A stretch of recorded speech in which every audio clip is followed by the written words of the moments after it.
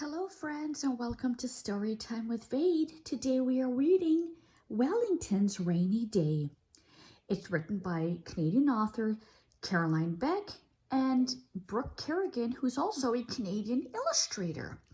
And let's jump into this fun story called Wellington's Rainy Day. Wellington Wallaby Withers was most disgruntled. Curled in his basket by the hearth, he groaned. "Fire's out, Master Horace. Can't bake my back." Master Horace was asleep in his chair. Snore.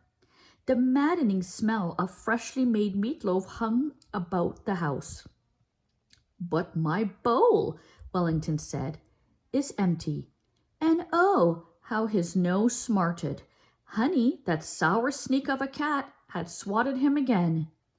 Worst of all, his afternoon walk would be in the rain.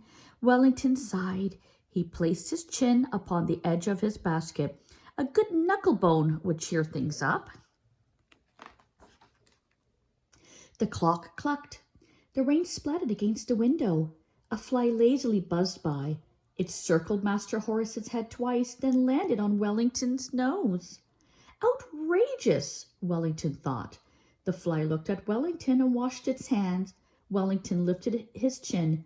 Woof! Off the fly flew. Snore! Wellington blinked. Woof! Snore! Wellington stretched and looked around. Honey was nowhere to be seen. Click, click, click. Wellington waddled across the floor to the bathroom. He lifted his paws to the rim of the toilet and pondered his droopy face reflection in the water. He took a tentative lap. Sloop, sloop. He paused. Snore. Sloop, sloop, sloop.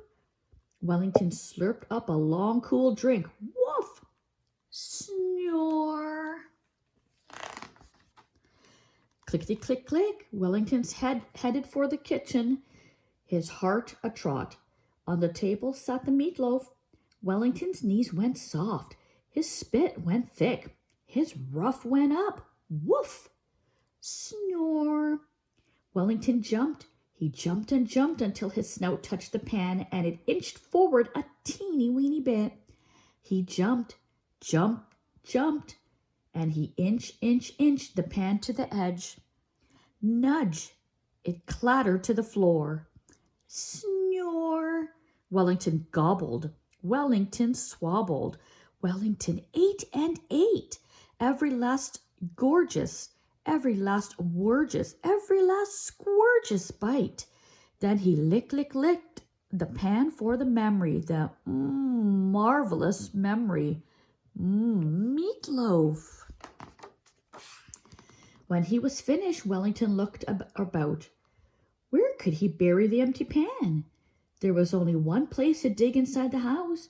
Wellington burrowed into Honey's litter box. In went the pan. Quickly he covered it with litter. Voila! Evidence gone. Burp. Snore. What to do next? In an instant, Wellington's nose found the garbage bin.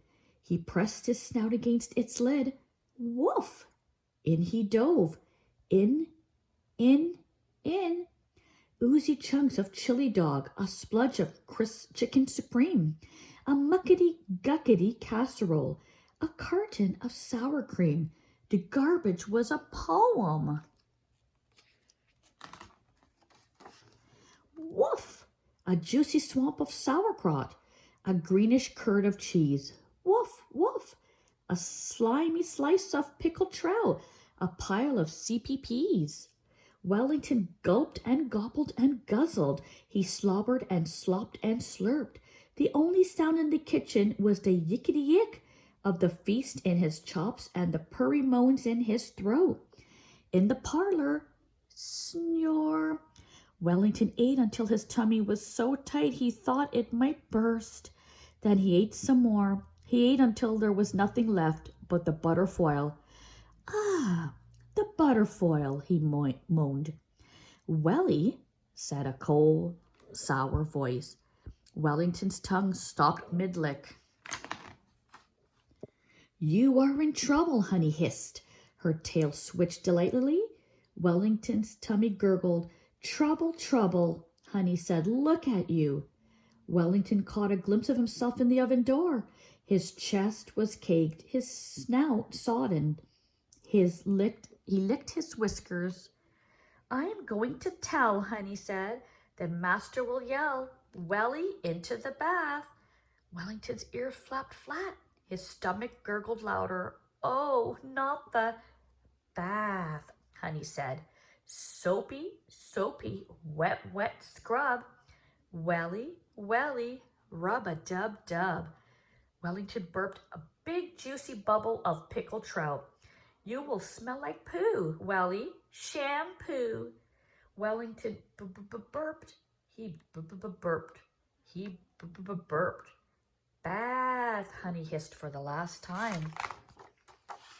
Wellington heaved. Wellington hurled.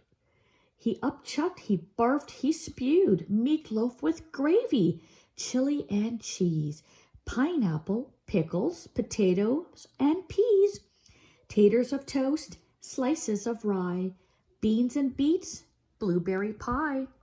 He painted the walls and coated the counters.